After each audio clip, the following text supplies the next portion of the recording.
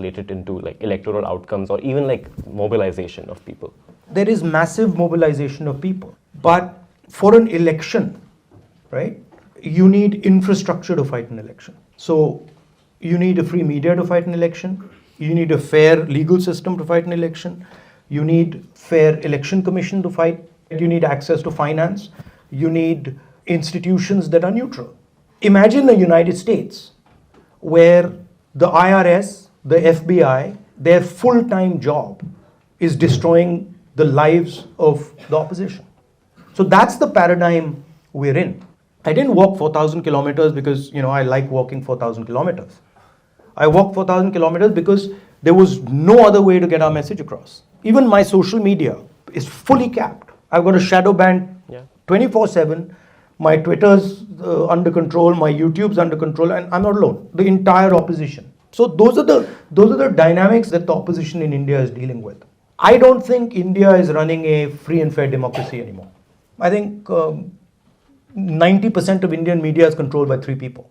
Yeah, and the media is famously not generous to you, right? No, I'm a problem because I represent groups that are not represented in the media, right? Poor, I represent Dalits, tribals, OBCs, weaker sections. They have no access to the media. The media is not interested in them. The big battle in India is actually the caste battle. So we're running almost from a caste perspective an apartheid system.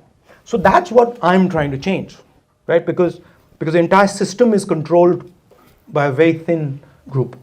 I'm glad you mentioned caste because I go to a public policy school.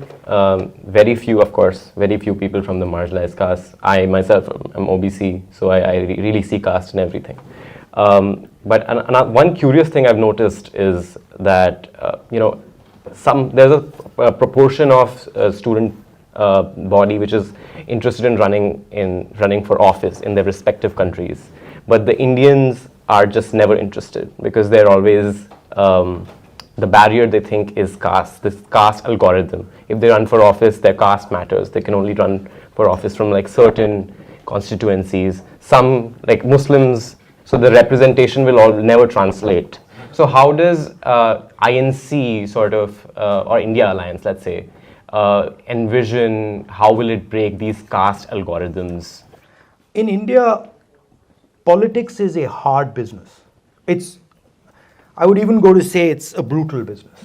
So I'd be surprised if you'd get people sitting in Harvard Kennedy School who'd say, listen, we want to go into full-scale, hardcore combat. But there are many, many guys who come from a different space who are more than ready to fight that stuff. I mean, don't underestimate how painful Indian politics can be and how rough it can be and how harsh it can be. In your view, what is the essence of India and how do you perceive India's role and identity in the global context? There's 2 visions of India that are in combat. One idea says India is a union and the other idea says India is a nation. A union requires a constant negotiation. And if you think about India as a union, then you protect the negotiation.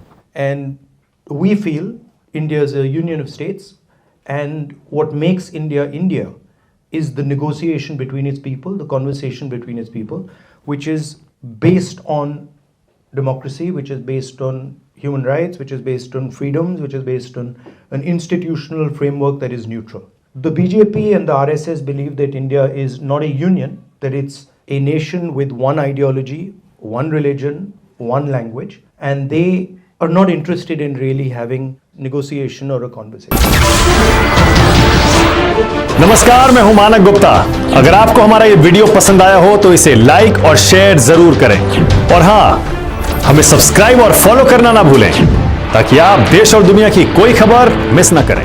तो जुड़े रहिए हमारे साथ और देखते रहिए